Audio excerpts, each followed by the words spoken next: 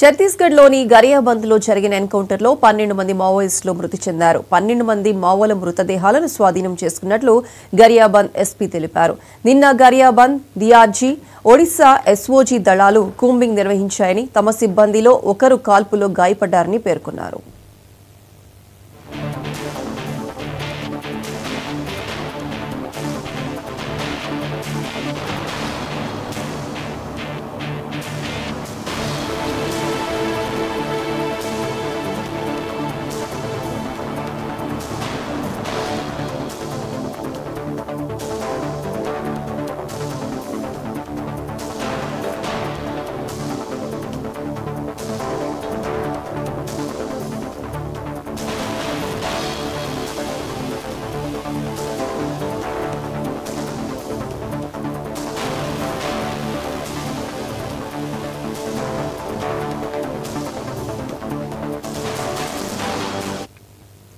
ఛత్తీస్గఢ్లోని గరియాబంద్లో జరిగిన ఎన్కౌంటర్లో 12 మంది మావోయిస్టులు మృతి చెందారు. 12 మంది మావోల మృతదేహాలను స్వాధీనం చేసుకున్నట్లు గరియాబంద్ ఎస్పీ తెలిపారు. నిన్న గరియాబంద్, డిఆర్జీ, ఒడిశా ఎస్ఓజీ దళాలు కూంబింగ్ నిర్వహించాయని, తమ సిబ్బందిలో ఒకరు కాల్పులో గాయపడ్డారని పేర్కొన్నారు. ఇక దీనికి సంబంధించి పూర్తి అప్డేట్స్ మా special correspondent Raj Kumar phone లైన్లో అందిస్తారు. రాజ్ కుమార్.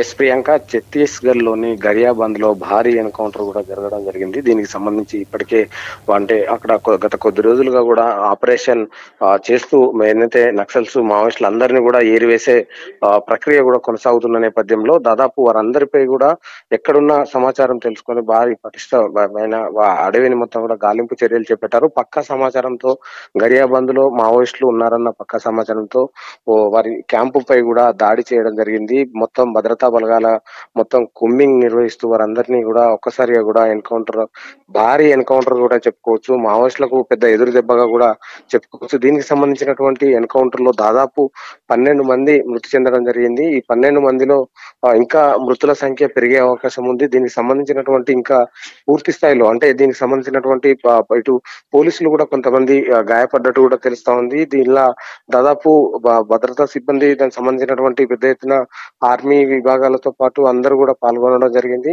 మావోయిస్టుల ఏరివేత మాత్రం ఇప్పటికీ మావోయిస్టులకు పెద్ద ఎదురు దెబ్బగా కూడా చెప్పుకోవచ్చు.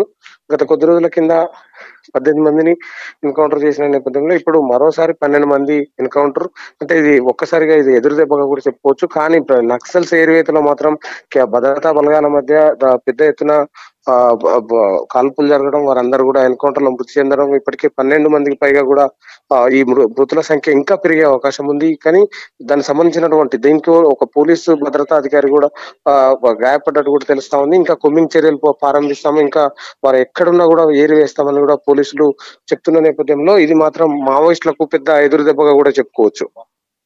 Raj Kumar, thank you.